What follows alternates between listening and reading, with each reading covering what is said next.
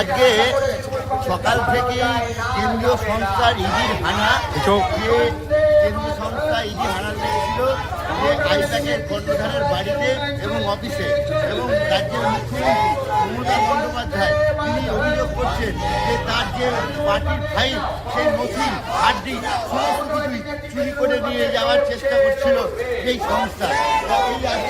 আজকে সন্ধ্যেবেলায় তারা যে বিধায়ক আছে রবীন্দ্রনাথ চট্টোপাধ্যায়, তার নেতৃত্বে আজকে মিছিল বেরিয়েছে।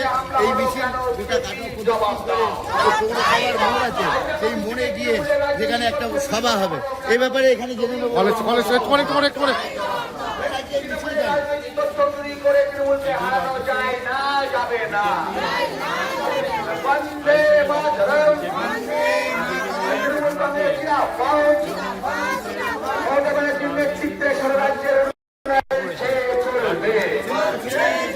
একদমই যে উনি বললেন যে কেন্দ্রীয় সংস্থা ইডি সেই অফিসে, কেন্দ্রীয় সংস্থা আইপ্যাকের অফিসে এবং তার কর্মচারের বাড়িতে এইভাবে ঢুকে করে এবং তারই প্রতিবাদে এবং কলকাতা পুলিশও একটি স্বতঃপ্রণোদিত মামলা করেছে।